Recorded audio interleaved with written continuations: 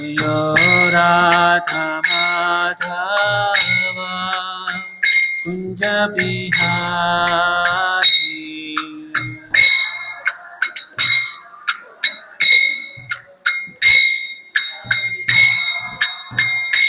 जय गोपी जना वल्लभा गिरिवरे धारी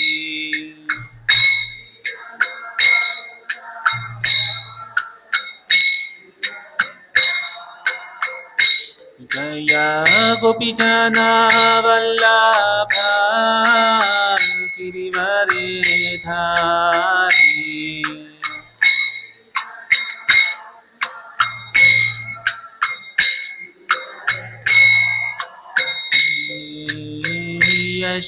यशोदनंदन व्रज जन रंजन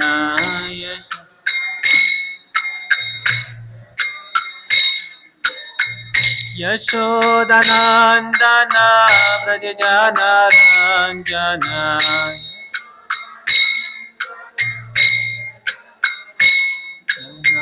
यमुना तीरावनचारी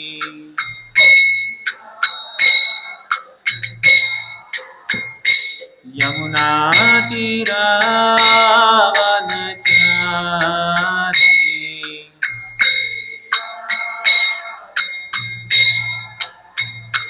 जय राधा माधव कुंज बिहारी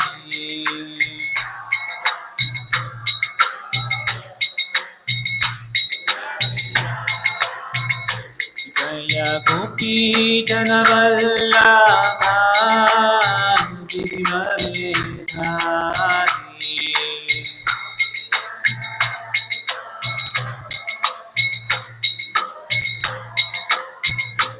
जय गोपी जन वल्लभा गिरिवरे धारी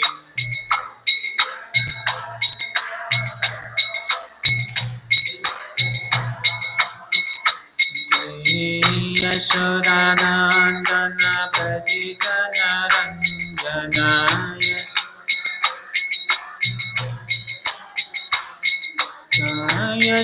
यशोदनंदन व्रज जन रंजन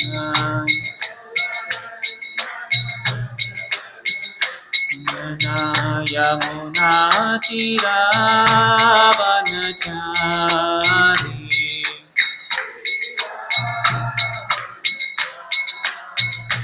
यमुना तीरावनचारी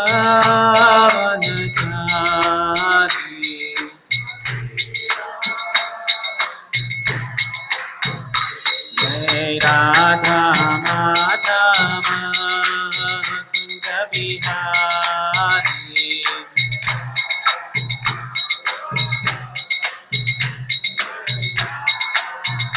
जय राधा माधव कुंज बिहारी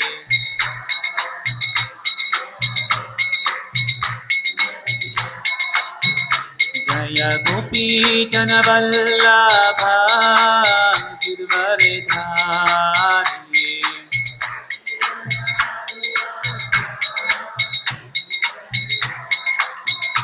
जय गोपी जन वल्लभा गिरिवरे धारी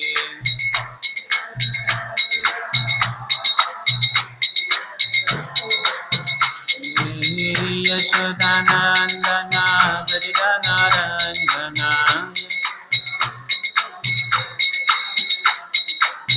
यशोदानंदन व्रज जन Ranjan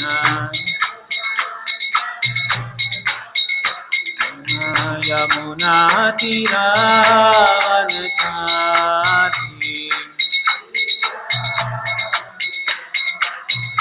Yamuna तीरावनचारी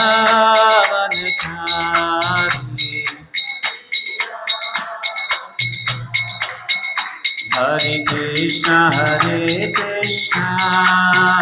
Krishna Krishna Hare Hare Hare Ram Ram Ram Hare Hare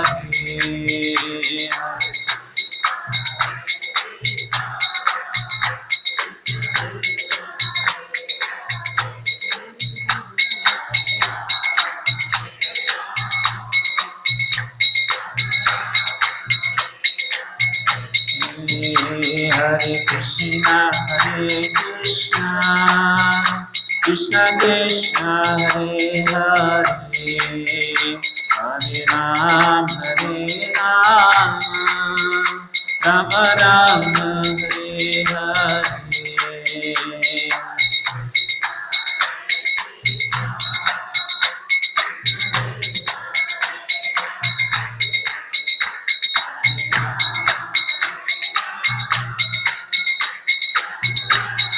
Krishna,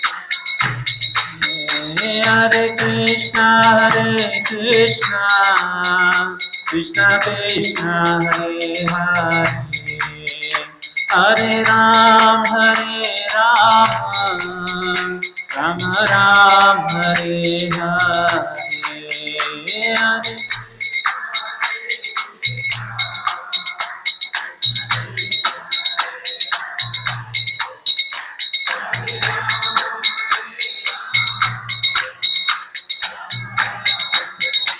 Hare Krishna, Krishna Krishna, Hare Hare, Hare Ram, Ram Ram, Hare Hare.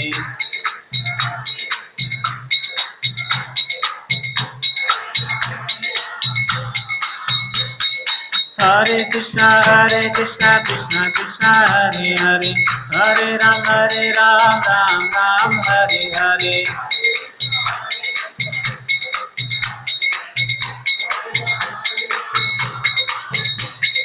Hare Krishna, Krishna Krishna, Hare Hare, Hare Ram, Ram Ram, Hare Hare.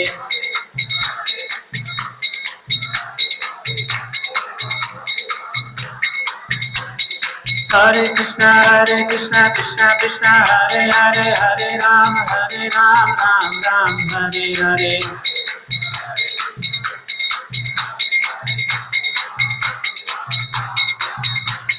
Hare Krishna, Krishna Krishna, Hare Hare, Hare Ram, Ram Ram, Hare Hare.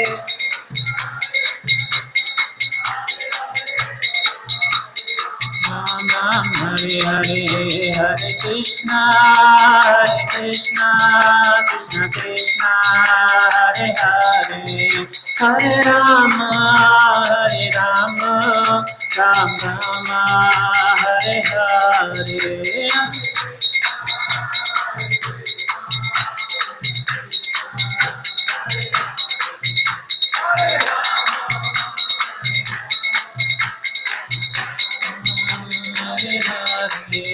Hare Krishna, Krishna Krishna, Hare Hare, Hare Rama, Ram Rama, Hare Hare.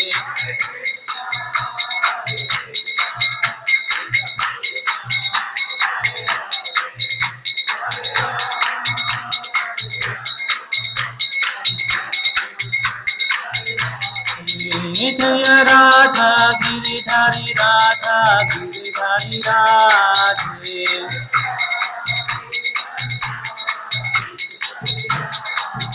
Jaya Jagannatha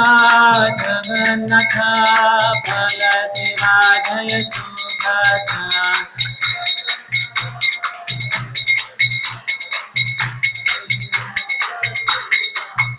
Jaya Gauranitai, Jaya Gauranitai.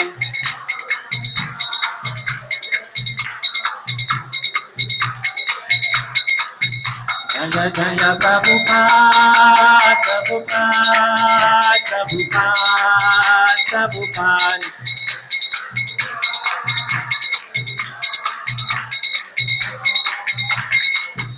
Jai Jai Gurudev, Gurudev.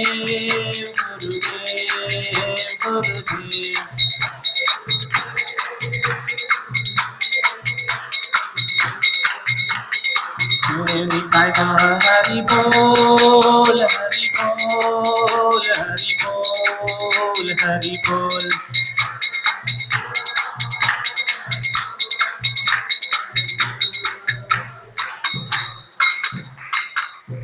युग धर्म हरि नाम संकीर्तन की। श्रील प्रभुपाद महाराज की। भक्ति सिद्धांत सरस्वती गोस्वामी महाराज की। और कृष्णदास बाबा जी महाराज की। भक्ति विनोद ठाकुर की। जगन्नाथ दास बाबा जी महाराज की। श्री रूप सनातन भट्ट रघुनाथ श्री जीव गोपाल भट्ट दास रघुनाथ छठ गोस्वामी प्रभुगण की। नामाचार्य श्री हरिदास ठाकुर की। श्री श्री राधा गिरधारी भगवान की। जगन्नाथ बलदेव सुभद्रा महारानी की। गौर निताय की। वृंदे देवी तुलसी महारानी की। निताय गौर प्रेमानंदे। ओम नमो भगवते वासुदेवाय।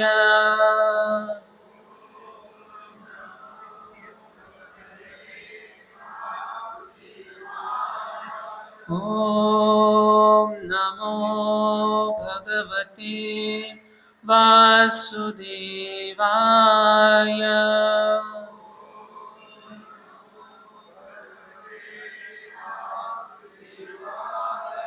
ओम नमो भगवते वासुदेवाय।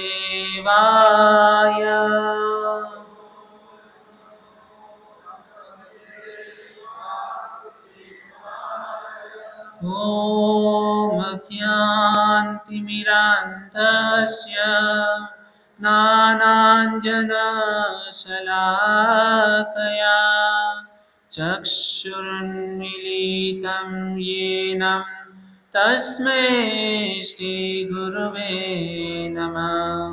श्रीचैतन्यमनोभीष्टं स्थापितं येन भूतले स्वयं रूपं कदा मह्यं ददाति स्वपदान्तिकम्।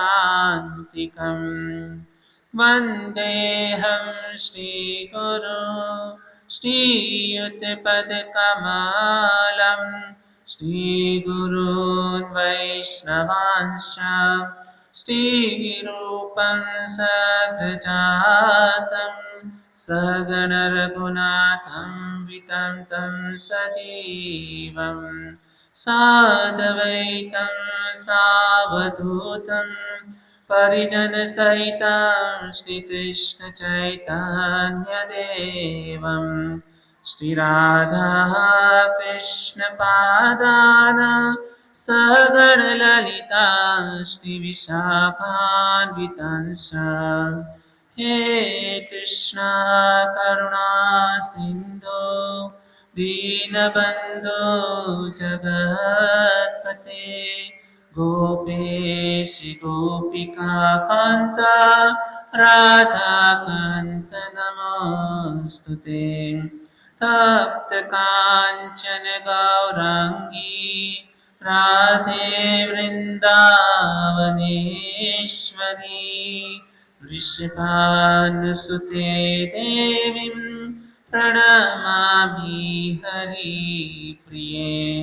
वाञ्छाकल्पतरुभ्यश्च कृपासिन्धुभ्य एव च पतितानां पावनेभ्यो वैष्णवेभ्यो नमो नमः। जय श्री कृष्ण चैतन्य प्रभु नित्यानंद श्री अद्वैत गदाधर श्रीवासादि गौर भक्तवृंद। हरे कृष्णा कृष्णा कृष्णा हरे हरे हरे राम राम राम हरे हरे। पदारविन्दे न पदारविन्दम् मुखारविन्दे विनिवेशयन्तम् वाटास्य पात्रस्य कुटेशयानम् बालं मुकुन्द मनसा स्मरामि श्रीकृष्ण गोविन्द हरे मुरारे हे नाथ नारायण वासुदेव जीवेऽपि बस्वा अमृतमेतदेव गोविन्द दामोदर माधवेति आजानुलम्बितभुजो कनकावदातो सङ्कीर्तने कपितरो कमलाव्यताक्षो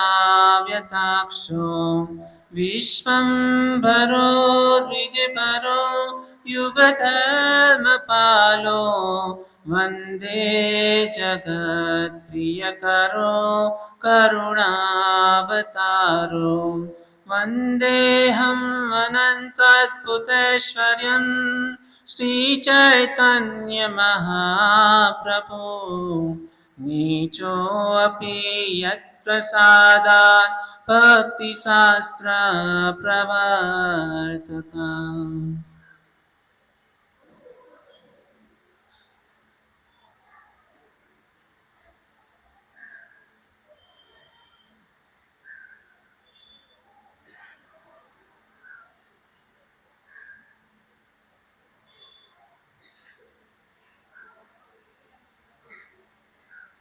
हरे कृष्ण।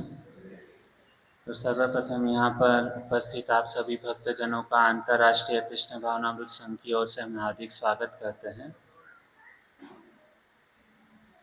तो हमारा परम भाग्य है, परम सौभाग्य है कि आप सब भक्तों के बीच में हमको यहाँ पर कुछ चैतन्य महाप्रभु के बारे में कुछ बोलने का अवसर हमको प्राप्त हुआ है। तो खास करके सभी वैष्णवों को, ऐसी भक्तिवेदांत स्वामी श्रील प्रभुपाद महाराज, हमारे गुरु महाराज एवं समस्त यहाँ पर बैठे हुए वैष्णवजन, आप सभी भक्तों की कृपा से मैं यहाँ पर कुछ बोलने का प्रयास करूँगा। तो हम आपके चरणों में प्रार्थना करते हैं कि आप सब भक्त हमारे ऊपर कृपा बनाए रखें, ताकि मैं आपके सामने ये गौरवाणी का प्रचार कर सकूं। तो उन्हीं के साथ में मैं आज का प्रवचन प्रारंभ करूंगा। सर्वप्रथम यहाँ पर कितने लोग नए भक्त हैं जो प्रथम बार इस मंदिर के अंदर आए हैं? हाथ ऊपर करके जो प्रथम बार आज के इस रविवार प्रोग्राम में आए हैं। ठीक, बहुत बहुत धन्यवाद। तो देखिए भक्तों, बहुत ही सुंदर महीना चल रहा है। खास करके हम सब गौड़ीय वैष्णव के लिए अभी 2 दिन के बाद में गौर पूर्णिमा महोत्सव है।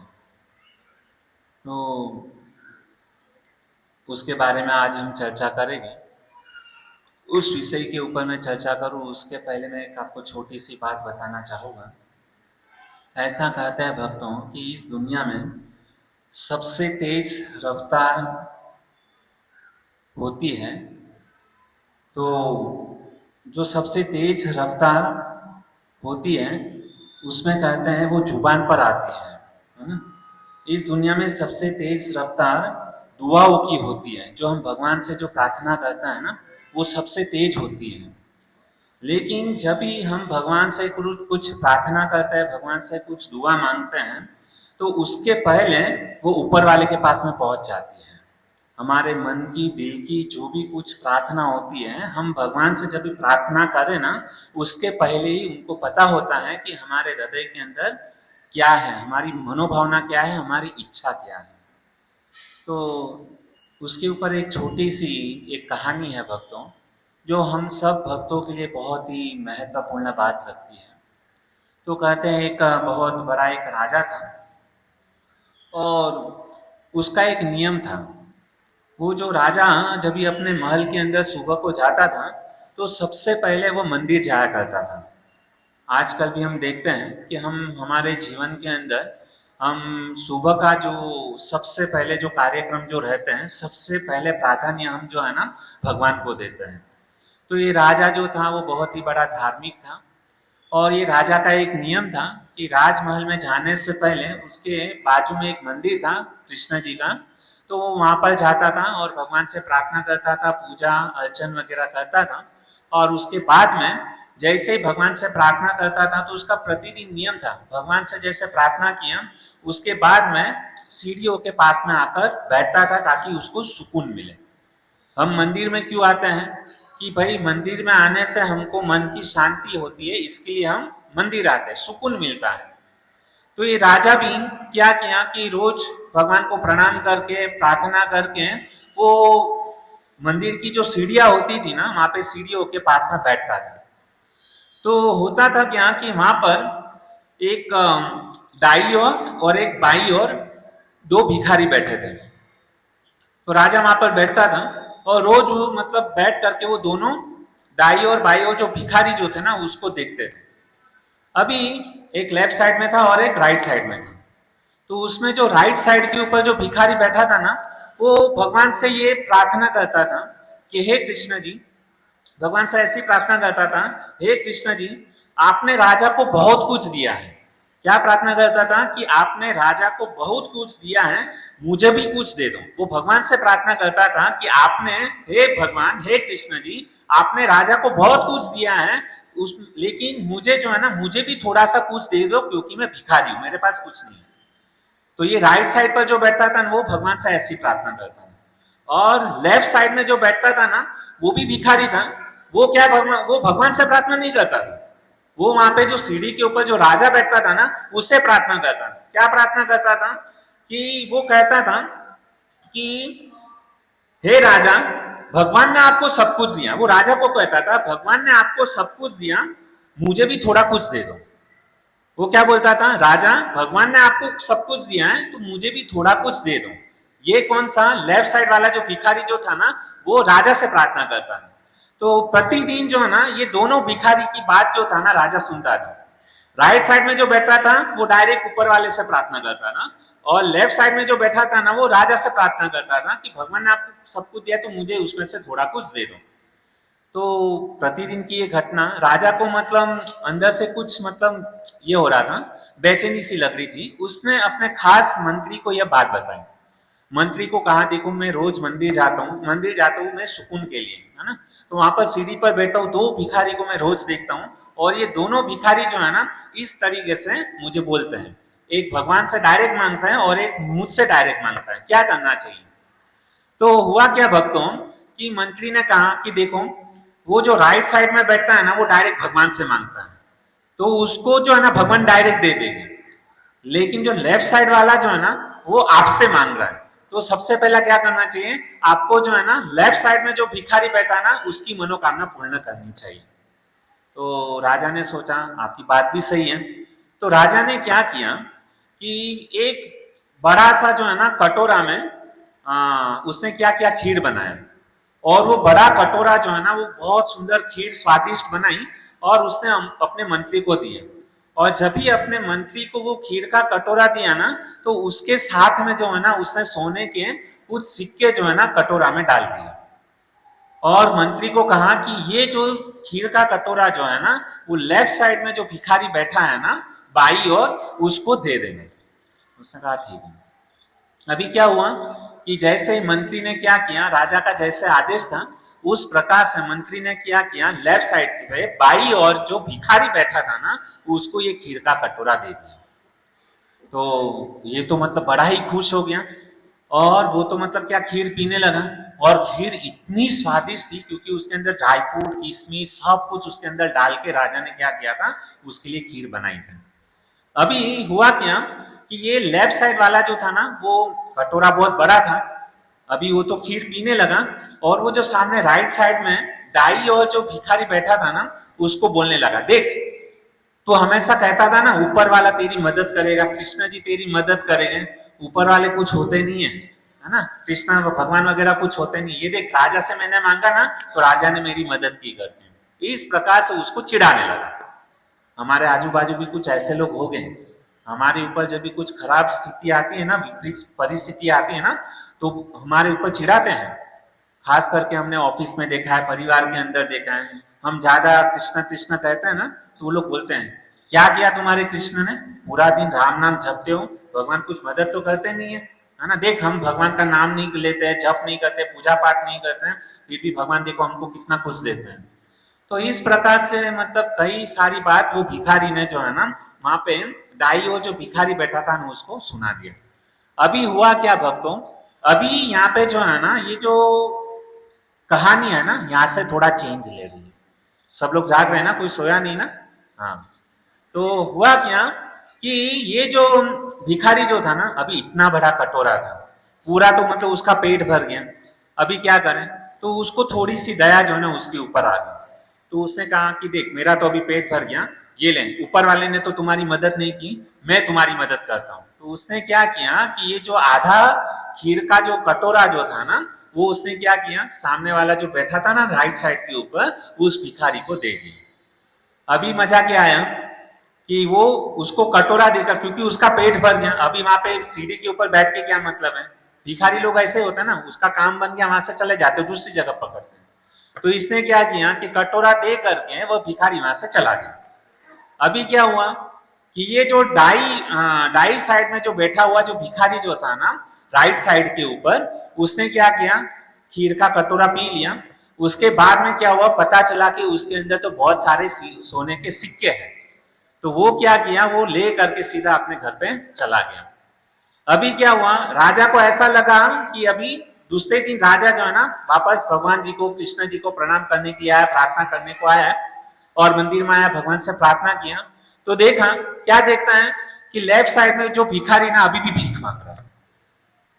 तो राजा को समझ में नहीं आया, और राइट साइड जो था ना वो पूरा खाली था, वो भिखारी वहां पे था नहीं। तो राजा को आश्चर्यचकित हो गए कि ये अभी भी भीख मांग रहा है। मैंने तो इसको मतलब पूरे जीवन भर का जो है ना मतलब इतने सोने के सिक्के डाल दिए थे कि उसको जीवन में कभी किसी के पास में कुछ मांगने की जरूरत नहीं है। अभी हुआ क्या भक्तों कि उसने राजा को जो है ना, राजा ने उसको पूछा भिखारी को, अरे मैंने तुमको कल खीर दिया था, वो तुमको मिला कि नहीं। तो वो तो कहा हाँ मुझे वो खीर मिला, बहुत ही स्वादिष्ट था, आज तक मैंने अपने जीवन में कभी भी यह खीर नहीं खाया।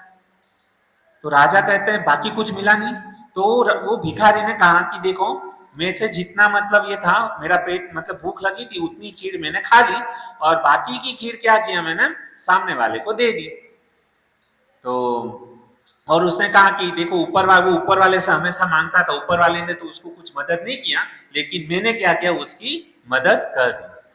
तभी राजा जो है ना अपना सर पकड़ के बोलता है उस भिखारी को, वाकई में वो सामने वाला जो था ना उसको ऊपर वाले ने मदद किया है। तो राजा ने मतलब बाद में उसको बताया कि मैंने उस खीर के कटोरे के अंदर जो है ना सोने के सिक्के डाले थे, है ना, वो सारे के सारे उसको मिल गए, आज के बाद वो कभी तुम्हें दिखेगा नहीं। तो मेरा कहने का तात्पर्य यह है भक्तों कि हम जब भी भगवान के पास में मंदिर में है ना, भगवान से जब भी प्रार्थना करते हैं ना, भगवान से कुछ मांगते हैं, तो जब भी हम भगवान के पास में जाए ना, तो भगवान से मतलब भगवान के दर्शन करते हैं ना, तो भगवान को कभी भी पत्थर की मूर्ति ना समझो। जिस प्रकार से हमारे पास में कान है, हम कैसे सुनते हैं, कानों से सुनते हैं ना, तो उसी प्रकार भगवान के पास पे भी क्या है, कान है ना। हम जो भी कुछ भगवान से मतलब प्रार्थना करते हैं, हम जो भी कुछ बोलते हैं ना, तो भगवान हमारी बात को सुनते हैं।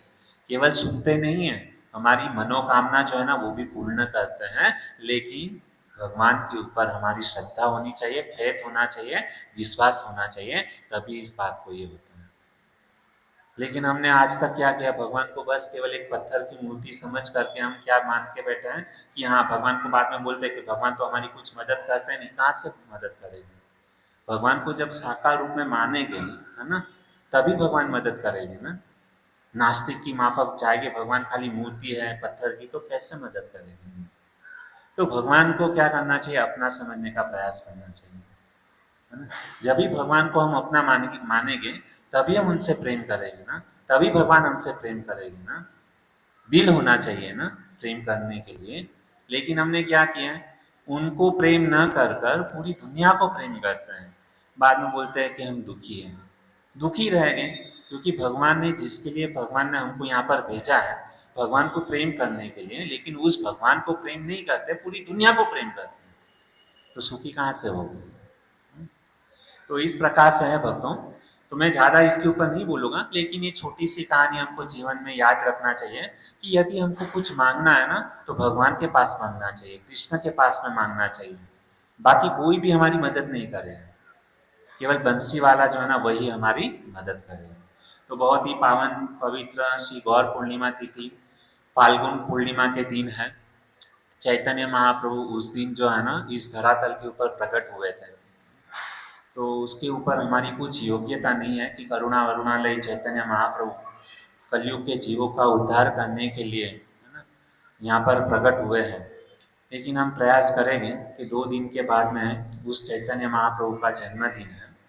तो कहते हैं कि चैतन्य महाप्रभु जो है ना साक्षात अपना गोलोक वृंदावन धाम छोड़ करके इस पृथ्वी के ऊपर आए थे, और यहाँ पर आकर के उन्होंने क्या किया, अपने किस प्रकार से भगवान का भजन करना चाहिए, भक्ति करनी चाहिए, अपने आचरण करके भक्त का रूप लेकर के हमको सिखाए। तो कहते हैं गौरांगेर मधुर लीला चार करने प्रवेशिला। कहते हैं गौरांगेर मधुर लीला चार करने प्रवेशिला, हृदय निर्बल भयतार। जो भी कोई व्यक्ति इस गौरांग महाप्रभु की लीला को सुनेगा तो उसके जीवन में क्या होगा, हृदय निर्मल भैलता, उसका हृदय जो है ना निर्मल हो जाएगा।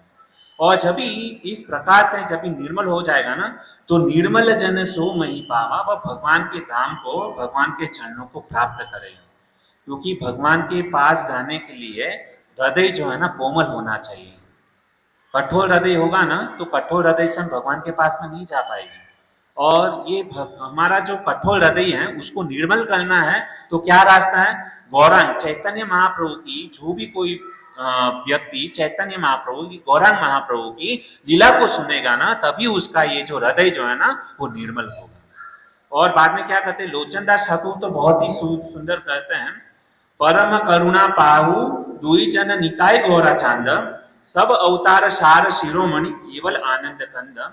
और भी आगे लिखते हैं, पशुपाकी झूरे पाषाण विहरे सुनियार गुण गाथा। चैतन्य महाप्रभु की लीला ऐसी है कि यदि कोई पशु पक्षी भी जो है ना, वो जब भी उसको सुनता है ना वो भी झूमने लगते हैं।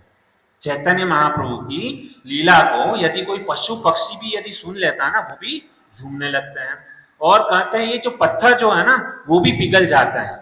चैतन्य महाप्रभु की लीला इतनी मधुर है ना, कि पत्थर जो है ना वो भी क्या हो जाता है, पिघलने लगता है। हम पत्थर तो नहीं है, हमारा हृदय जो है ना पत्थर तो नहीं है। भले इस हृदय के अंदर काम क्रोध लोभ मोह मत्स्य कितने भी मतलब सारे असुर भरे हुए हैं, लेकिन हृदय पत्थर जैसा नहीं है। तो यदि पत्थर पिघल जाते हैं तो हमारा हृदय पिघल जाए उसमें कोई बड़ी बात। तो हम क्या करेंगे, आज के दिन जो है ना वही गौरांग महाप्रभु यहाँ पर क्यों प्रकट हुए हैं और उनका क्या मनोरथ था यहाँ पर आने का, तो उसके बारे में हम क्या करेंगे, सुनेंगे। और कहते हैं उसके पहले मैं आपको चैतन्य महाप्रभु की लीलाओं के बारे में आपको बताने का प्रयास करूं, उसके पहले मैं आपको थोड़ा होली के बारे में बताना चाहूंगा। होली, उसके अंदर केवल 2 शब्द है। तो होली का अर्थ क्या होता है, होली, हम किसी के हो गए उसको क्या कहते हैं, होली कहते हैं, बराबर।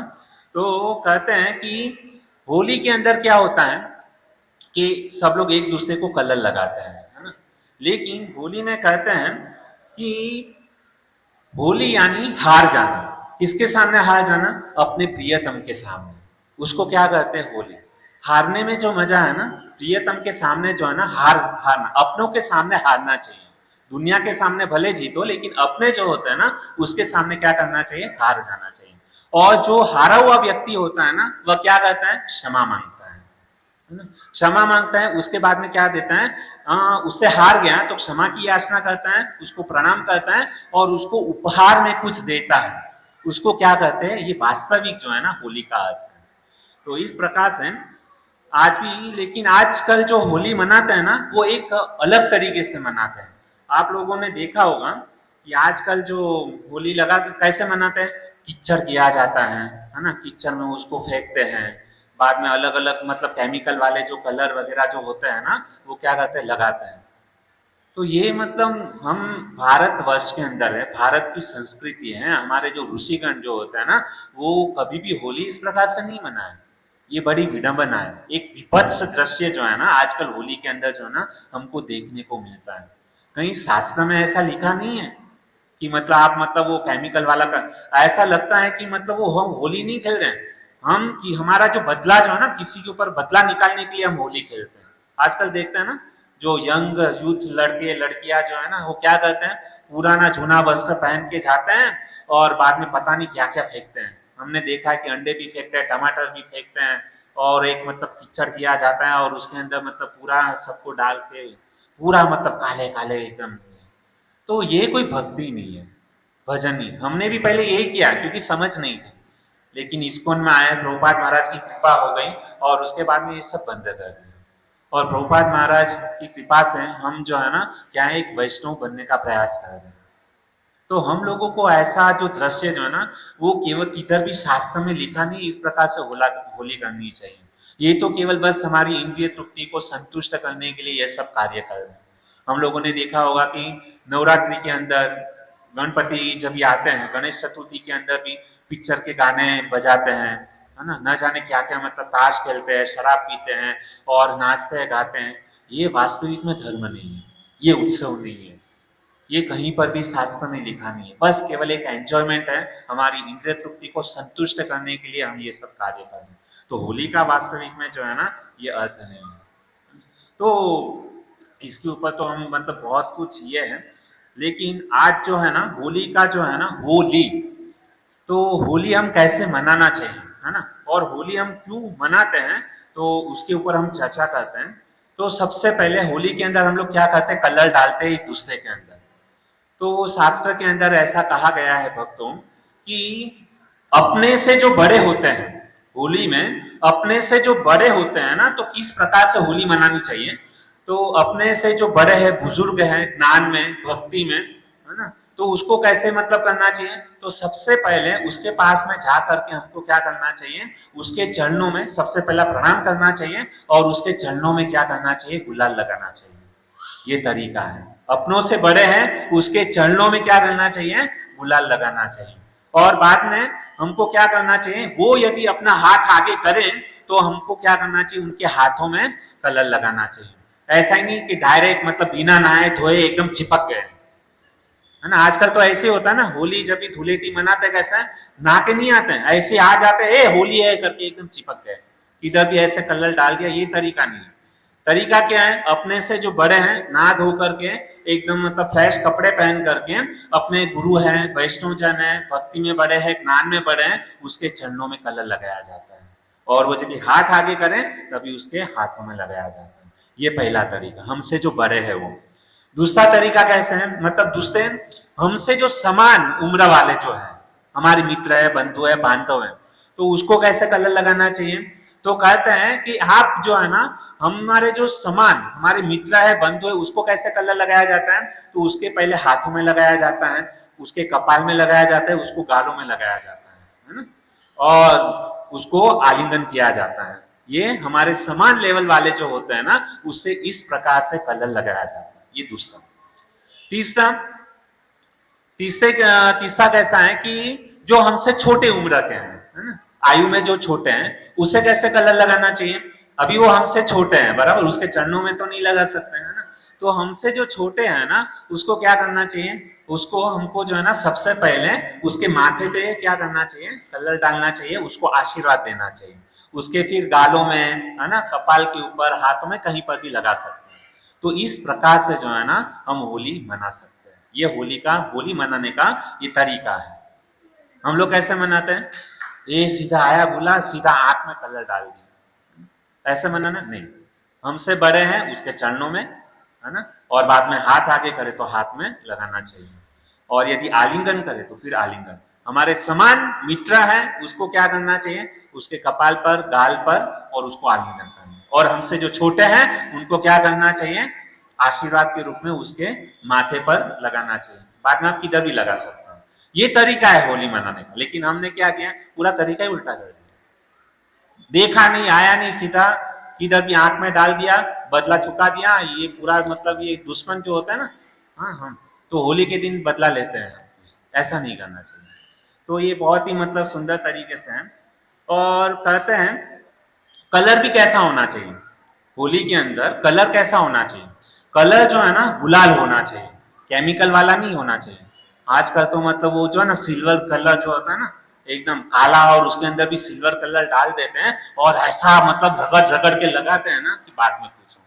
वो बेचारा 10 दिन तक जो है ना बाथरूम में जाएगा ना, साबुन घिसेगा, ये घिसेगा, चमड़ी निकल जाएगी लेकिन कलर नहीं निकलेगा। आजकल मतलब ऐसे कलर लगाते हैं, ऑयल पेंट जिसको बोलते हैं। तो ये तरीका नहीं है। पता नहीं कि भाई हम, और कभी हम लोगों ने देखा है कि ऐसे कलर लगाने के कारण किसी की मौत भी हो सकती है। तो हमें सावधान रहना चाहिए। भाई हम होली मनाते बड़े प्यार से मनाओ, भगवान ने इतना सुंदर उत्सव दिया है, तो उसको बहुत प्यार से हमको क्या करना चाहिए, मनाना चाहिए।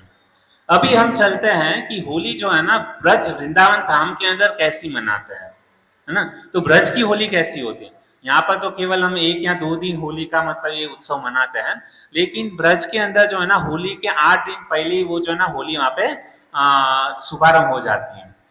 तो कैसा होता है वहां पे दृश्य, वहां पे कृष्ण जी भी होली खेलते हैं, राधा रानी भी होली खेलते हैं, पूरे ब्रजवासी भी होली खेलते हैं। लेकिन ब्रज की होली कैसी होती है, पूरे विश्व भर में वृंदावन के अंदर जो होली होती है ना, वो होली पूरे विश्व में कहीं पर भी नहीं होती है ना।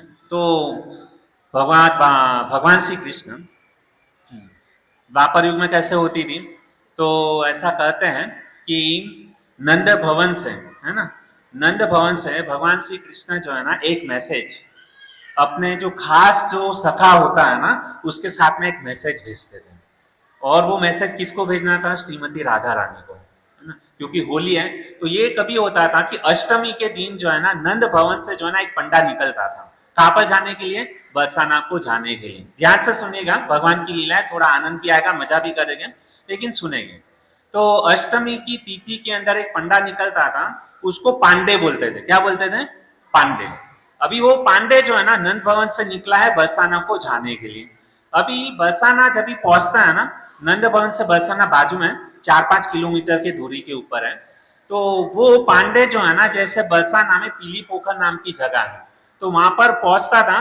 और वहां पर क्या होता था कि राधा रानी की जितनी भी सखियां जो है ना उसका स्वागत करने के लिए वहां पर होती थी। अभी आपको पता है कि सखियां जो है ना वो थोड़ी सी मस्ती मजाक वगैरह सब होता है वहां पर। तो जैसे ही उनको पता चलता है कि नंद भवन से कृष्ण का मतलब सखा जो है ना पांडे जो है ना यहाँ पर आया है हमको निमंत्रण देने के लिए, है ना, तो क्या करते हैं, ये ललिता, विशाखा, चंपकलता जितनी भी सखियां जो है ना वो पूरे पांडे को घेर लेती है, और उसको घेर करके क्या करती है, उसके ऊपर गुलाल वगैरह सब डालती है। और बहुत मतलब बाद में वो पंडा जो है ना परेशान हो जाता है, अरे रे कृष्ण ने मुझे कहाँ पर भेज दिया, ऐसा वैसा बोलती है। और जब भी इस बात का श्रीमती हमारी राधा रानी को जब भी पता चलता है कि नंद भवन से जो है ना कन्हैया ने पांडे को भेजा हुआ है संदेशा लेकर के, तो तुरंत ही जो है ना अंदर से प्रेम है लेकिन बाहर प्रकट तो नहीं कर सकते हैं, है ना। तो राधा रानी के लिए जितना कृष्ण कृष्ण राधा रानी जितना कृष्ण को प्रेम करती है ना उतना ही प्रेम उनके सखा को भी करती है। तो अंदर से तो बहुत मतलब प्रेम है, आतुरता है भी उसको मैं कैसे भी करके मेरे महल के अंदर लेकर के आऊं, लेकिन सारी सखियां हैं उसके बीच में कैसे जाएं। तो राधा रानी अपने प्रेम को छुपाती है, लेकिन अंदर से चाह है उसको मिलने के लिए कि कृष्ण ने हमारे लिए क्या संदेशा भेजा है। कल मतलब हम वहां पे जाएंगे कि वो लोग यहाँ पर आएंगे, वो संदेशा लेकर के आया है, लेकिन डायरेक्ट बात कैसे करें। तो बाद में श्रीमती राधा रानी जो है ना कुछ उपाय निकालती है, कैसे भी करके जो है ना अपनी सखियों के झुंड में जाती हैं और बोलते साइड हटो साइड हटो साइड हटो। और वो कहती है कि ये नंद भवन से नंद बाबा का जो है ना वो हमारे राजघराना है, ऐसा नहीं कहती कि हमारे प्रियतम ने मतलब भेजा हुआ मैसेज है।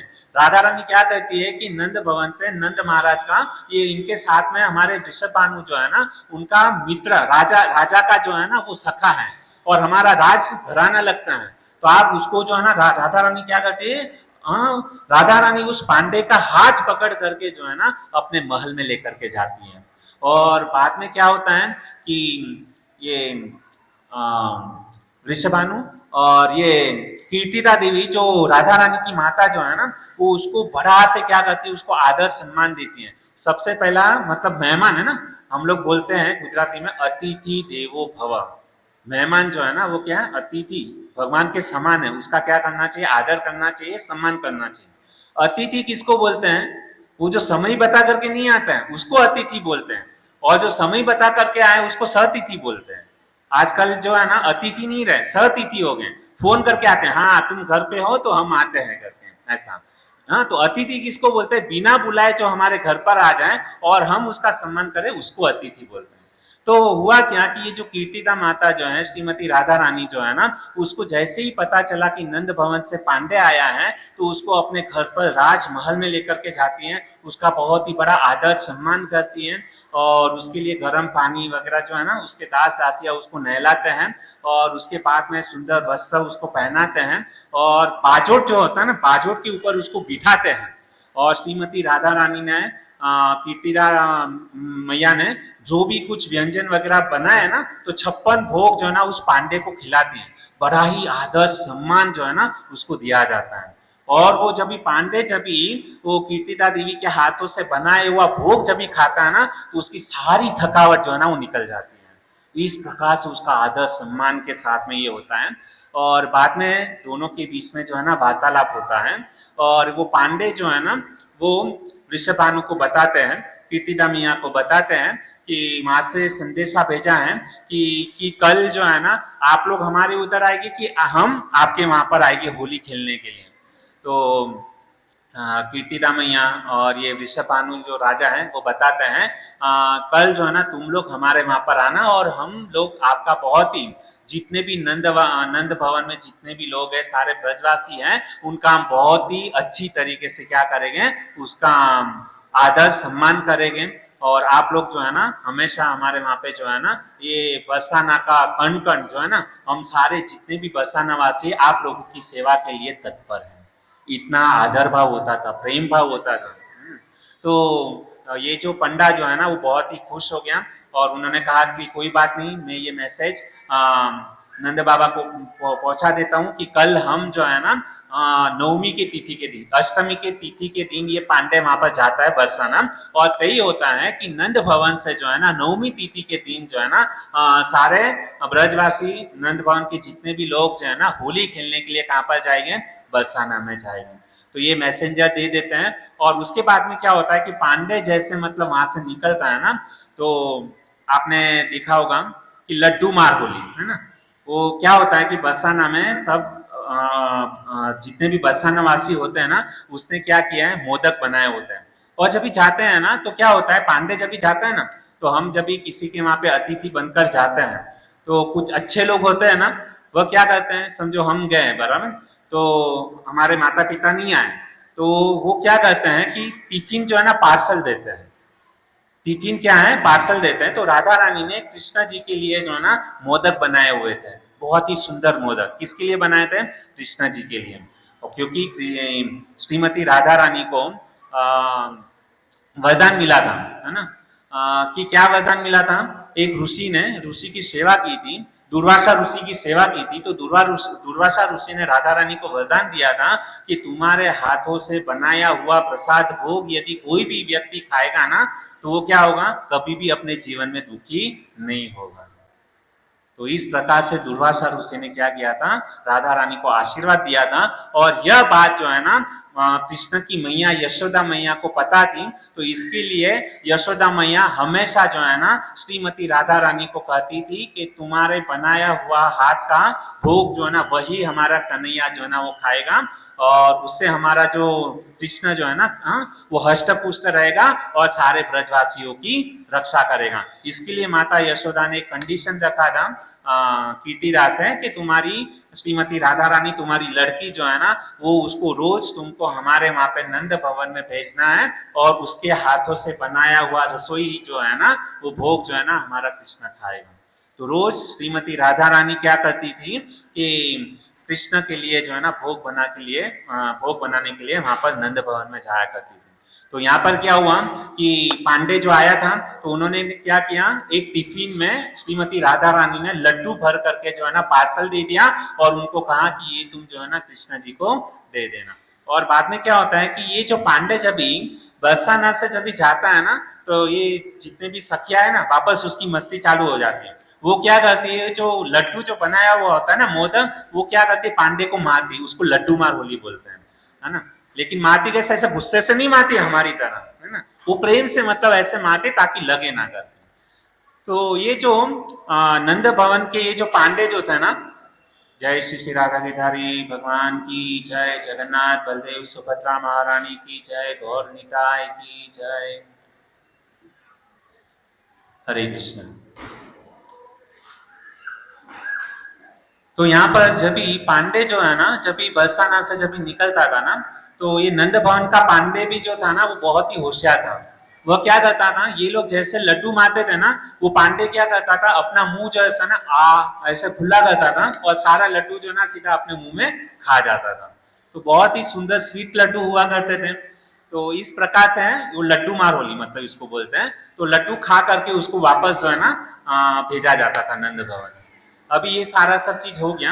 अभी फिर दूसरे दिन क्या होता था कि ये मैसेज जो है ना पांडे लेकर के कृष्ण को, और कृष्ण जो है ना वहां पे अगासी के ऊपर टेरेस के ऊपर राह देखते थे कि मैंने पांडे को सुबह से भेजा है, शाम हो गई अभी तक आया नहीं, क्योंकि श्रीमती राधा रानी का संदेशा लेकर के आने वाला था ना। तो एक एक पल जो है ना कृष्ण के लिए निकलता नहीं है, राह देखते बैठे कभी पांडे आएगा कभी पांडे आएगा, राधा रानी ने क्या मैसेज दिया क्या मैसेज दिया, एकदम आतुरता से वो जो है ना उसकी पांडे की राह देखता है, मैसेंजर का काम करता है।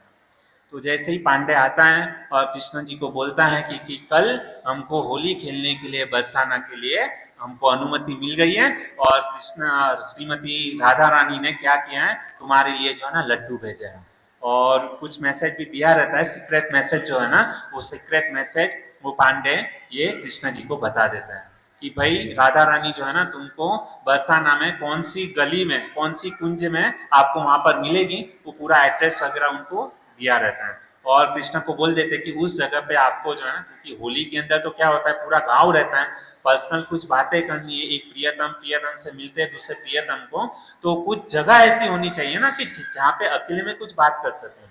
तो ये बहुत ही प्यारा मतलब इस प्रकार से ये उत्सव होता है। दूसरे दिन जो है ना क्या होता है, ये कृष्ण जी नंद बाबा और सारे ब्रजवासी जो है ना क्या करते हैं वहां पर बरसाना में जाते हैं, और बरसाना में क्या होता है कि यहाँ पे कीर्तिदा मैया वृषभानु और सारे बरसाना वासी सखियां है ना श्रीमती राधा रानी सब लोग क्या करते हैं उनके स्वागत के लिए तैयार होते हैं। लेकिन यहाँ पे घटना क्या होती है भक्तों कि सारे नंद भवन और सारे नंद भवन वासी जब भी बरसाना में जाते हैं ना, तो अपने साथ में जो ना एक ढाल लेकर के जाते हैं। ढाल लेकर के क्यों, क्योंकि ढाल लेकर के इसके लिए जाते हैं कि जो पुरुष जो है ना वो हारा हुआ माना जाता है। पुरुष जो है ना वह क्या है हारा, क्योंकि वो मैंने होली का मतलब पहले ही बता दिया।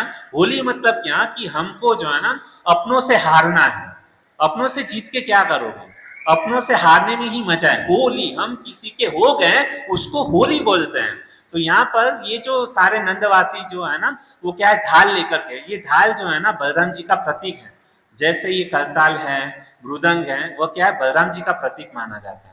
तो ये सारे नंद भवन में सारे नंदवासी क्या करते हैं ढाल को लेकर के जाते हैं, और वहां पर बरसाना में सारे मतलब जितनी सखियां बरसाना वासी जो है ना वो उसके हाथ में एक डंडा रहता है, है ना, वो डंडे से क्या करते हैं, ये सारे बरसानावासी, ये नंदवासियों की क्या करते हैं, पिटाई करते हैं। और ये अपनी सुरक्षा के लिए ढाल बना करके इसको बोलते हैं लठमार होली। क्या बोलते हैं? और आपने वीडियो में देखा होगा कि सारे के सारे जितने भी नंद भवन से जितने भी लोग आए होते हैं ना, वो लाइन से यहाँ पर एक झुक करके क्षमा की याचना से बैठ जाते हैं, और सारे बरसानावासी क्या करते हैं, बड़ा सा डंडा लेकर के उसकी क्या करते हैं, सर के ऊपर मारते हैं। ऐसा जोर से नहीं कि ढाल टूट जाए, हल्लू हल्लू थोड़ा, है ना।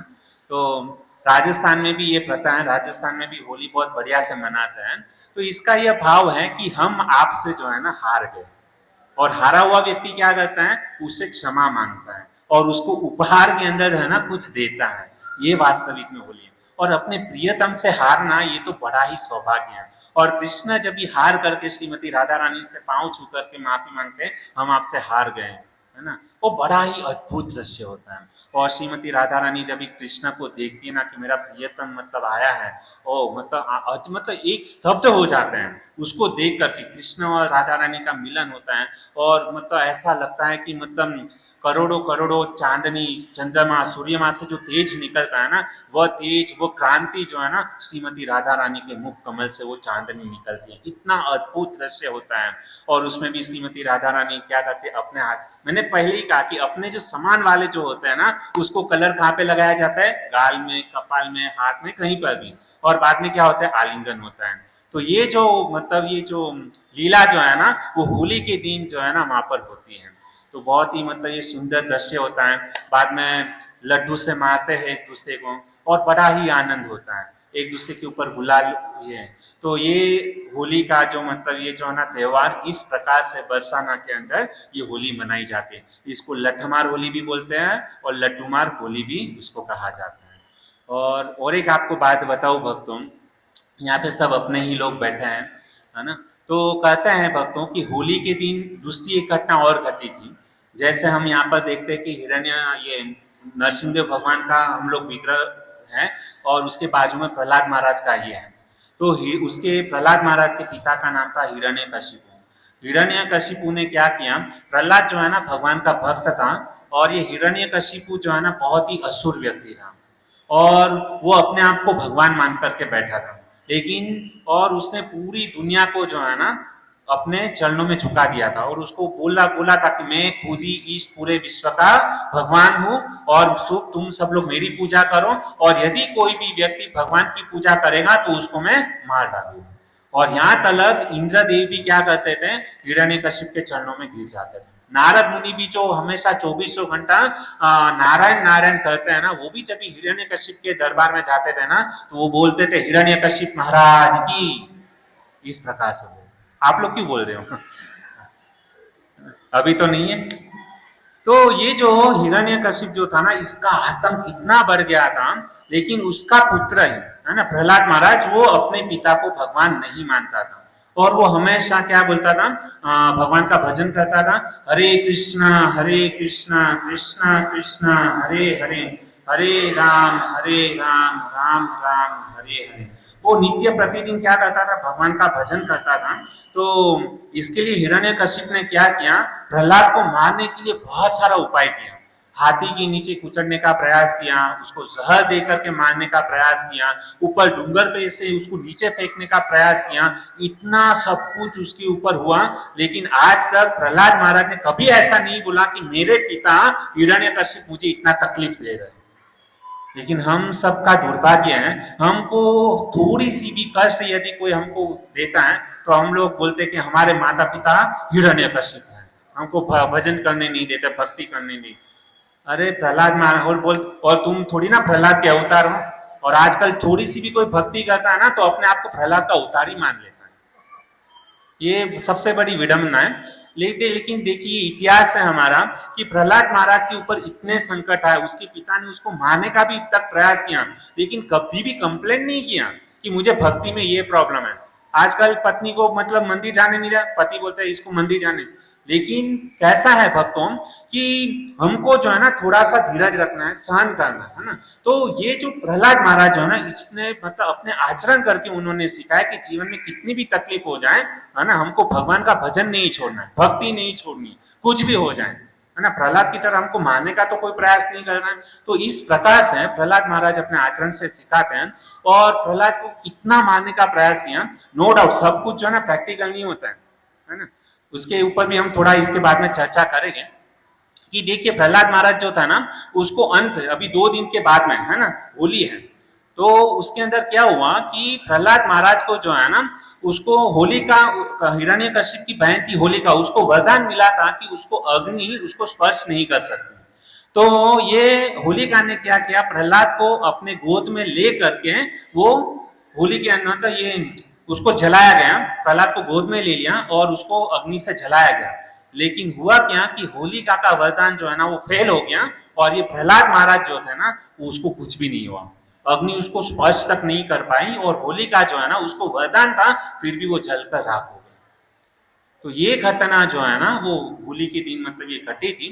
लेकिन इससे इससे हमको क्या सीख मिलता है, आज भी वृंदावन के अंदर है ना, वहां पे क्या होता है कि एक ब्रजवासी जो होता है ना, वो क्या होता है होली को मतलब आजकल हम होली जलाते हैं, तो होली वहां पर वृंदावन के अंदर होली जलाई जाती है। और आज के दिन भी वो एक ब्रजवासी जो है ना होली के अंदर बैठता है, और वहां से होली में से वो जो जलाई हुई होली होती है ना उसमें से बाहर निकल जाता है, और वो पंडे को कुछ भी नहीं होता है।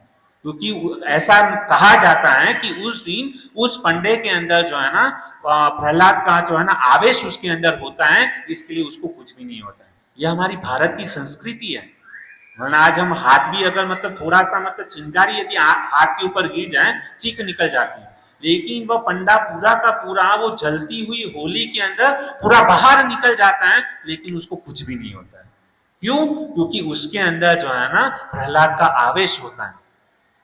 आप लोग कहेंगे हम भी थोड़ा सा ट्राई करके देखते हैं, ये सब कुछ ट्राई करने जैसा नहीं है, हम लोगों को केवल सुनना है ना। श्रद्धा शब्द का है विश्वास, ये हमको केवल सुनना है, हमको ट्राई नहीं करना है। आप बोलेंगे नहीं हमारे अंदर भी प्रहलाद का आवेश आया है, हम भी उसके अंदर जाएंगे, वो ब्रजवासी है, हम जल के राख हो जाएंगे, हमको कुछ हमारी इतनी भक्ति इतनी स्ट्रांग नहीं है कि हम भी अग्नि के अंदर जाएंगे, हमको कुछ नहीं हुआ। ये सब खाली सुनना है और देखना है, सब कुछ सब प्रैक्टिकल नहीं होता है। तो जैसे मैं बता रहा था कि कभी कभी हम देखते हैं कि इस दुनिया के अंदर भी जो है ना क्या होता है कि कभी कभी कुछ लोग जो है ना इतने नास्तिक लोग होते हैं कि भाई उसके घर पे जो है ना कोई भक्त है ना, और भक्त लड़की वहां पर गई या भक्त लड़का होता है, तो कभी कभी उसको बहुत तकलीफ आती है उसके जीवन के अंदर, और देखते हैं कि भाई उसको भजन करने नहीं देते, भक्ति करने नहीं देते हैं। लेकिन जो भी है देखो, आप भगवान को मानो या ना मानो, लेकिन हमको किसी की निंदा नहीं करनी, हमको यह अधिकार नहीं है हम किसी को परेशान करें। यदि हम किसी भक्त को परेशान करेंगे ना, तो वो भक्त का अपराध जो है ना वो उसे भगवान भी माफ नहीं कर पाएंगे। हमारा सौभाग्य मानना चाहिए यदि हमारे घर के अंदर कोई भक्त है, और यदि कोई हमारे घर के अंदर भक्त है और यदि हम उसको परेशान करते हैं है ना, उसको तकलीफ देते हैं ना, तो वो सीधी तकलीफ ऐसा ही समझना कि डायरेक्ट भगवान को होती है। क्यों? क्योंकि उस भक्त के हृदय के अंदर जो है ना गोविंद उसका वास है, भगवान का जो वास जो है ना वो भक्त के हृदय के अंदर बैठा हुआ है। इसके लिए कभी भी ये गलती मत करना कि यदि कोई भगवान का भक्त है ना तो कभी भी उसकी निंदा मत करना, कभी भी उसको परेशान मत करना। यदि गलती से भी उसको परेशान किया ना तो आपको दुनिया के अंदर कोई माफ नहीं कर पाएगा। ये हमको बहुत ही सावधान रहना। तो ये मैंने आपको ये होलिका में दहन का मैंने आपको थोड़ा बताया। अभी आइए हम जो है ना गौरांग चैतन्य, भाई हमारे पास में कुछ 15-20 मिनट है बोलने के लिए, तो ऐसे गौरांग महाप्रभु की लीला बहुत सारी है, लेकिन भगवान जो है ना करुणा वरुणालय अवतार है, भगवान का अवतार इसके लिए इस पृथ्वी के ऊपर आया हुआ है। भगवान हमको जो है ना भगवान का जो प्रेम जो है ना वो देने के लिए यहाँ पर आए थे। तो भगवान किससे ज्यादा प्रेम करते हैं? तो हरे कृष्णा कृष्णा कृष्णा हरे हरे, हरे राम राम राम हरे हरे। जैसे 2 दिन के बाद में चैतन्य महाप्रभु का प्राकट्य दिन है, तो जन्म की लीला तो आप लोगों ने सबने सुनी है कि चैतन्य महाप्रभु का जन्म जो है ना पश्चिम बंगाल में नवद्वीप धाम के अंदर वो जो नीम का पेड़ जो था ना उसके नीचे चैतन्य महाप्रभु का जन्म हुआ था। नीम के पेड़ के नीचे जन्म होने के कारण उनका नाम निमाई पंडित पड़ा था, है ना। चैतन्य महाप्रभु का नाम क्या था? निमाई पंडित। और फाल्गुन फाल्गुन पूर्णिमा के दिन क्या हुआ था? चैतन्य महाप्रभु का जन्म हुआ था। वो 2 दिन के बाद में है। तो ऐसे करुणा वरुणालय अवतार चैतन्य महाप्रभु यहाँ पर आए थे। क्यों आए थे? भगवान यहाँ पर जो है ना द्वापर युग में जो है ना 5,500 साल वर्ष पूर्व अर्जुन को भगवत गीता का ज्ञान दिया है ना। अर्जुन को माध्यम बना करके हम सारे जीवों को उपदेश दे करके भगवान जो है ना अपने धाम में चले गए। भगवान ने अंतिम उपदेश भगवत गीता के अंदर क्या कहा? सर्वधर्मान परित्यज्य माम एकम शरणम व्रज। सभी धर्मों को त्याग करके आप मेरी शरण में आओ। तो भगवान ने सोचा कि मैं भगवत गीता का इतना सुंदर उपदेश में अर्जुन के माध्यम से पूरी दुनिया को देख करके गया हूँ, है ना। तो भगवान अपने धाम में चले गए और भगवान को लगा कि सभी लोग मेरे आज्ञा का पालन करेंगे। तो भगवान जैसे ही अपने धाम में जाकर के देखते हैं ना, तो एक भी जन उनके पास में आया नहीं। भगवान सोचने लगे मैं तो सारे जीवों को उपदेश देकर के गया था कि सभी धर्मों को छोड़ करके मुझ कृष्ण की शरण में आना है, लेकिन भगवान देखा कि यहाँ पे मेरे धाम तो पूरा खाली है, कोई आया ही नहीं, क्या गड़बड़ चल रही है। तो भगवान ने अपनी दृष्टि जरा नीचे डाली तो पता चला कि मैंने जो उपदेश दिया था ना कि सर्व धर्म को छोड़ करके मेरी शरण में आओ, लेकिन कलयुग के जीव क्या कर रहे हैं? सर्वधर्मान मतलब क्या है? सभी धर्मों को छोड़ करके, है ना। तो सभी धर्मों को छोड़ करके जो व्यासपीठ के ऊपर जो व्यक्ति उपदेश दे रहा है ना, हम क्या बोलते हैं? सभी धर्मों को छोड़ करके आप मेरी शरण में आओ। तो सब लोगों ने क्या मान लिया कि भाई हाँ सब मतलब भगवान को छोड़ करके हम उस बापू की शरण में जाना है। इसके लिए क्या किया? जो व्यासपीठ के ऊपर जो बापू गुरु जो बैठे ना, उसको ही भगवान मान करके बैठा है। इसके लिए वो मतलब गुरु भी मतलब नरक में जाते हैं और चेला भी नरक में जाते हैं। भगवान सोचने लगे ये तो पूरा गड़बड़ हो गया, मुझे कुछ करना चाहिए। मैंने भगवत गीता का उपदेश दिया था कलयुग के जीवों के उद्धार के लिए, लेकिन यहाँ पे तो सब उल्टा उल्टा सब गेम चल रहा है।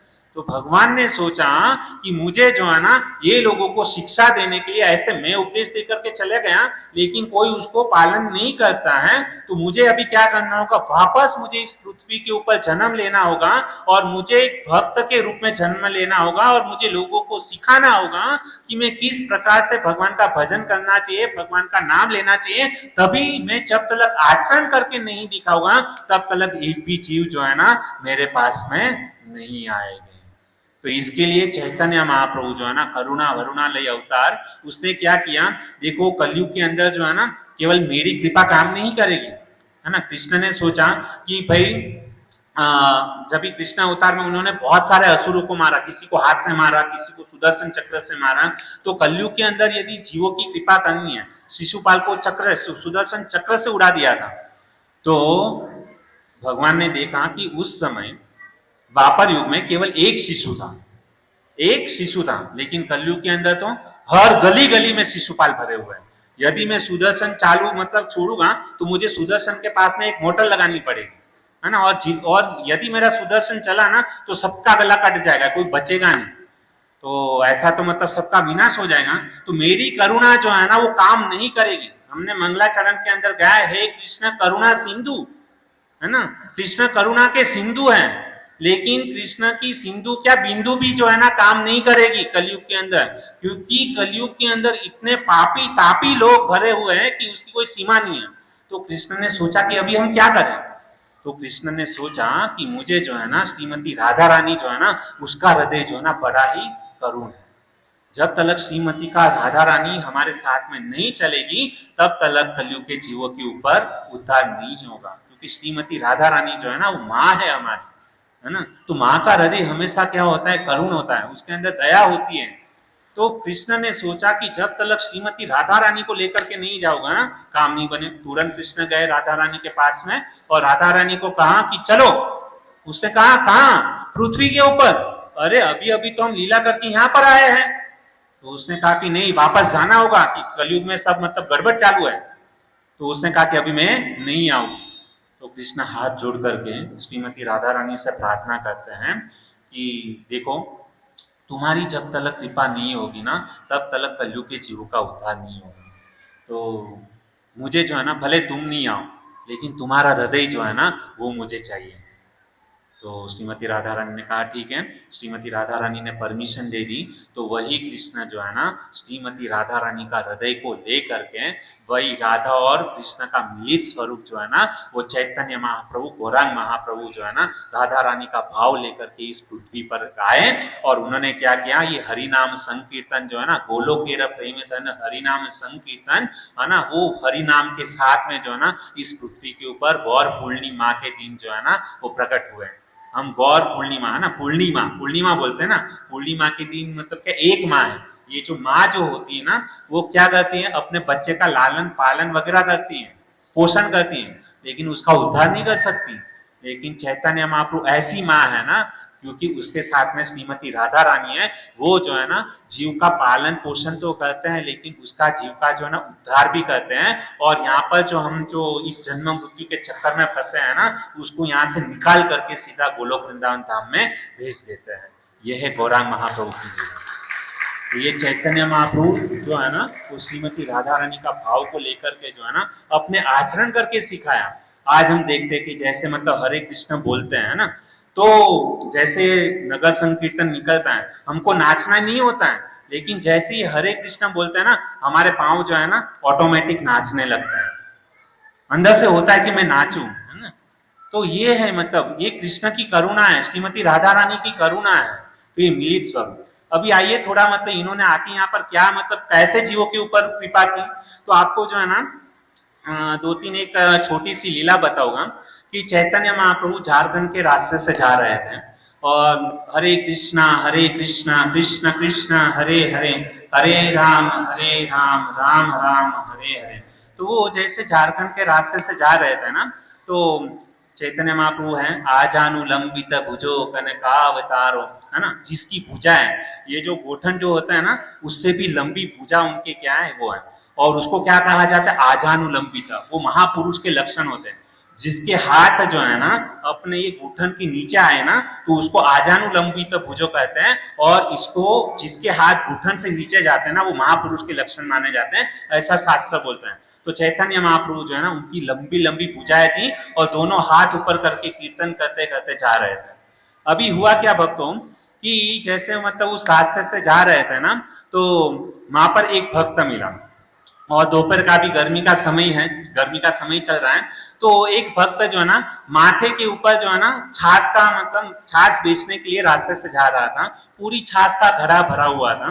तो उतने में क्या हुआ पता है भक्तों कि जैसे वो छाछ ले लो ऐसे करते जा रहा था तो उसमें चैतन्य महाप्रभु आजानुलंबित भुजो जो है ना चैतन्य महाप्रभु के उनके दर्शन हो गए।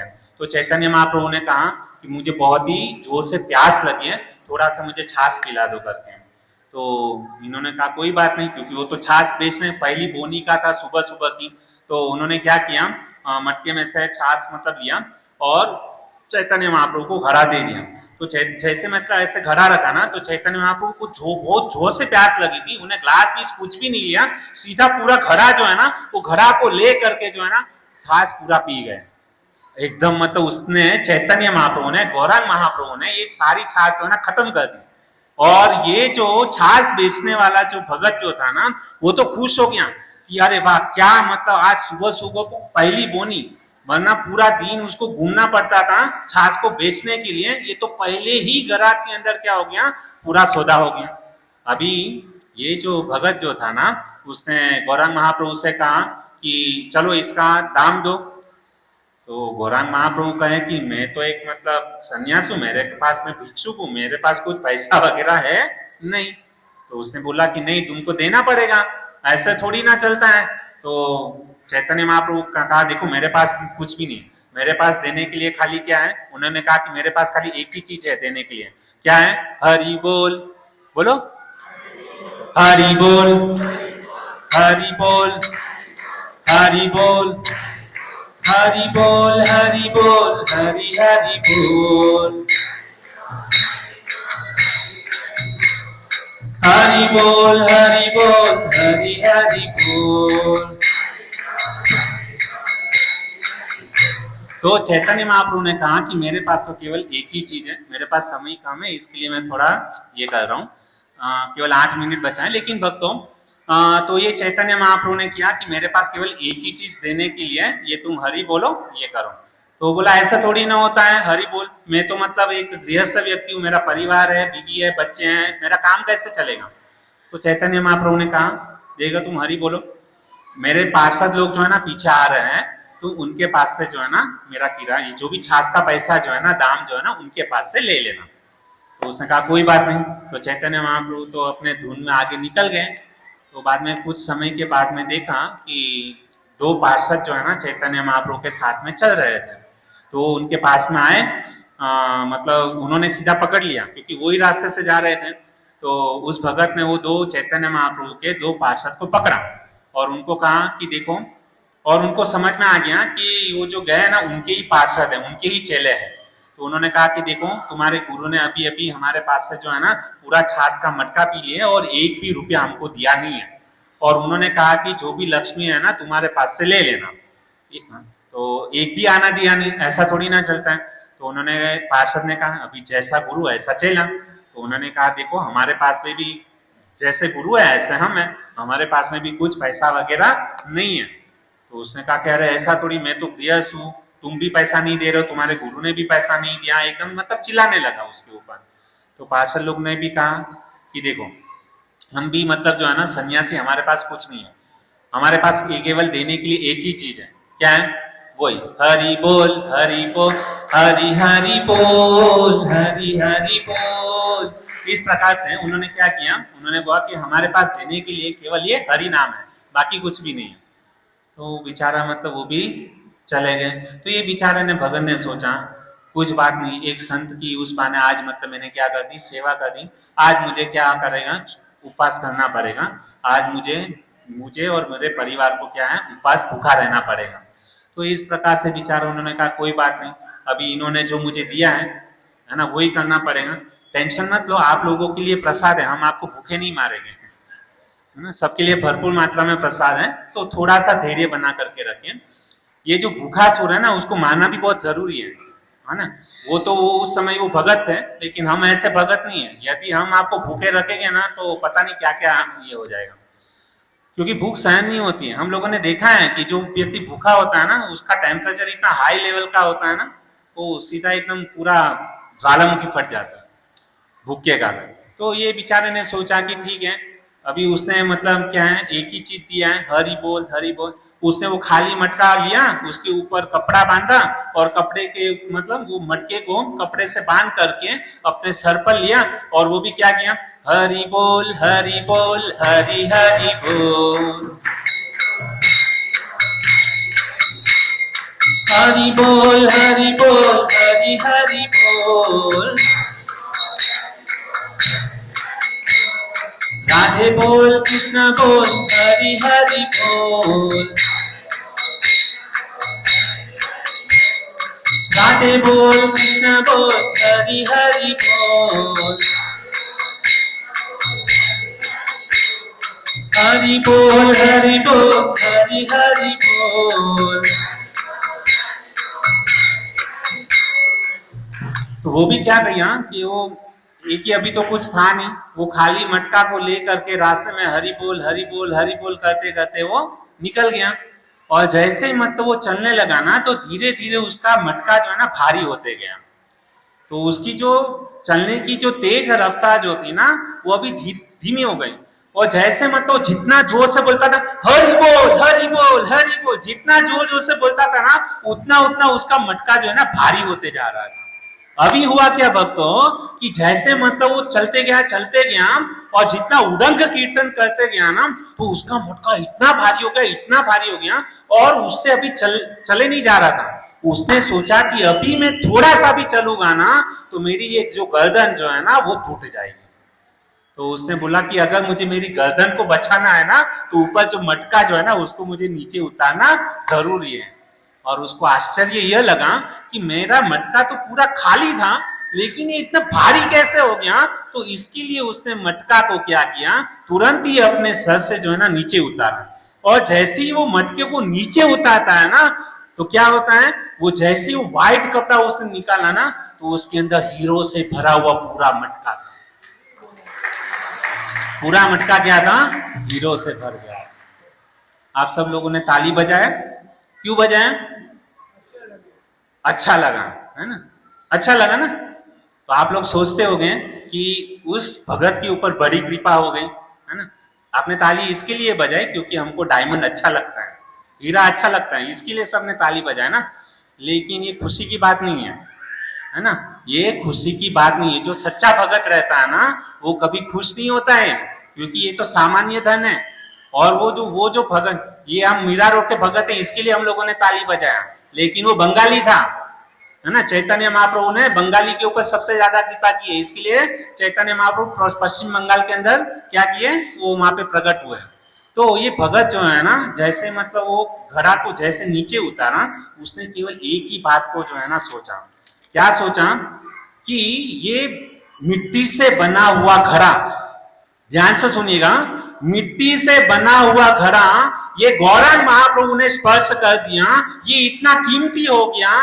काश काश गौरांग महाप्रभु ने, ये भी शरीर जो है ना मिट्टी से बना हुआ है, यदि ये गौरांग महाप्रभु ने यदि मुझे छू लिया होता ना, तो मिट्टी का घड़ा जैसे कीमती हो गया ना, तो मैं कितना कीमती हो जाता।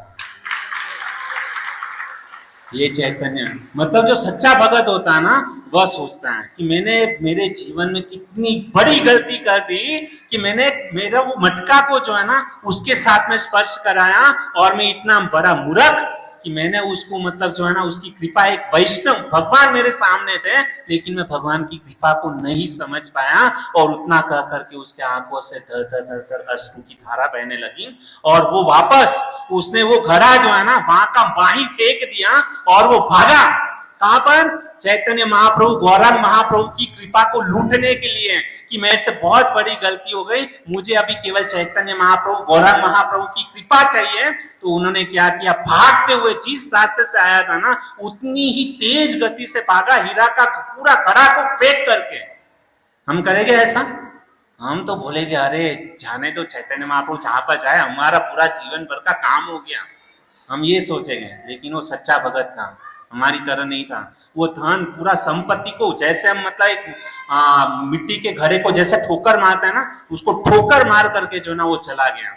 और चैतन्य महाप्रभु रोते हुए, है ना, भगवान ऐसे नहीं मिलते हैं, जब तक हम तरसते नहीं है ना तब तक कृष्ण बरसेंगे नहीं। यदि कृष्ण को चाहिए, गौरांग महाप्रभु की कृपा चाहिए ना, तो तरसना पड़ेगा, रोना पड़ेगा, तभी गौरांग महाप्रभु हमारे ऊपर क्या करेंगे, कृपा करेंगे। ऐसी कृपा साधारण नहीं है कि ऐसे ही कृपा कर दें। कृष्ण के लिए थोड़ा सा भी रोएंगे, थोड़ा सा भी तलब रहेगी। धन कमाने के लिए कितनी मेहनत करते हैं, कितना परिश्रम करते हैं पैसे कमाने के लिए। तो क्या अखिल ब्रह्मांड के नायक गौरांग महाप्रभु जो अपना गोलोक धाम छोड़ करके आए, हमारे ऊपर कृपा बरसाने के लिए आए, केवल कहते कि केवल संडे के दिन यहाँ पर आ जाऊं, सत्संग में आ जाऊं। और ऐसी भक्ति वेदांत स्वामी प्रभुपाद महाराज ने हमारे लिए इस्कॉन की स्थापना की है। यहाँ पे आपको सत्संग, भजन, हरिनाम, प्रसाद सब कुछ यहाँ पर मिलेगा, लेकिन फिर भी हम आते नहीं है ये कृपा को लूटने के लिए। और उसने क्या किया, सारा धन को ठुकर मार करके जो है ना उसने क्या किया, गौरांग महाप्रभु के पीछे भागा। और भागते हुए, यदि जीवन के अंदर, हृदय के अंदर आस रहती है ना, तो नक्की भगवान की कृपा हमारे ऊपर बरसती है। उसके अंदर चाहना थी भगत के अंदर, और सीधा भागता हुआ गया ना, चैतन्य महाप्रभु उनको जो है ना तुरंत ही मिल गए, और चैतन्य महाप्रभु के चरणों में गिर करके साष्टांग दंडवत प्रणाम करके उससे अपनी कृपा की याचना करने लगा कि आप कृपा करके जो है ना मुझे आपके साथ में ले लो। और चैतन्य महाप्रभु ने क्या किया, उसको जो है ना खड़ा किया, और उसका हाथ जोर से पकड़ करके जो है ना अपने मंडली के अंदर खींच लिया, और बाद में क्या करने लगा, हरि बोल हरि बोल हरि हरि बोल, हरे कृष्णा कृष्ण कृष्ण हरे हरे, हरे राम राम राम हरे हरे। बोले सभी लोग।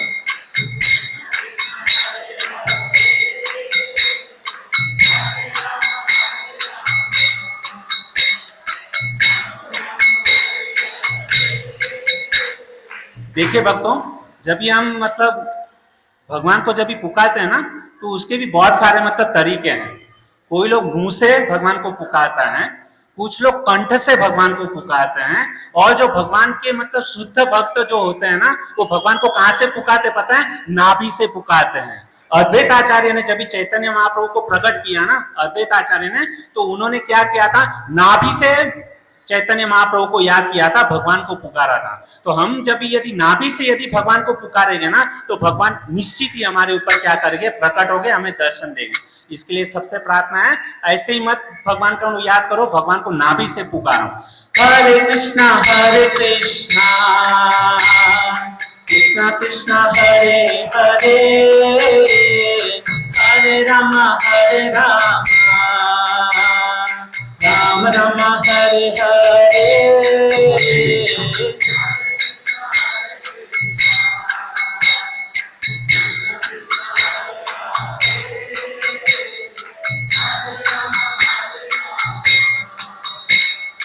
राम राम हरे हरे, हरे कृष्णा कृष्णा कृष्णा हरे हरे, हरे राम राम राम हरे हरे। हरे कृष्णा कृष्णा कृष्णा हरे हरे।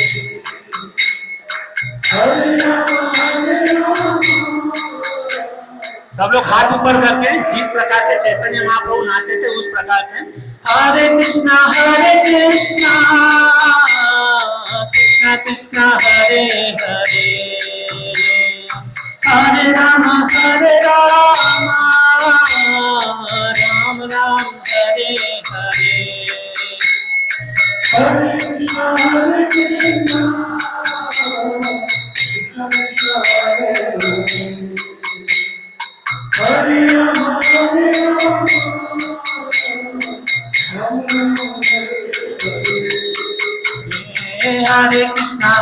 कृष्णा कृष्णा कृष्णा हरे हरे, हरे राम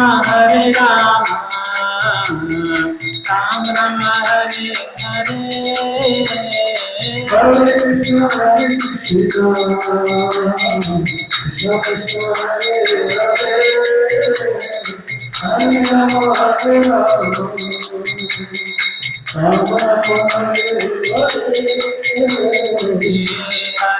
कृष्णा कृष्णा कृष्णा हरे हरे, हरे राम राम हरे हरे। हरे कृष्णा कृष्णा हरे हरे,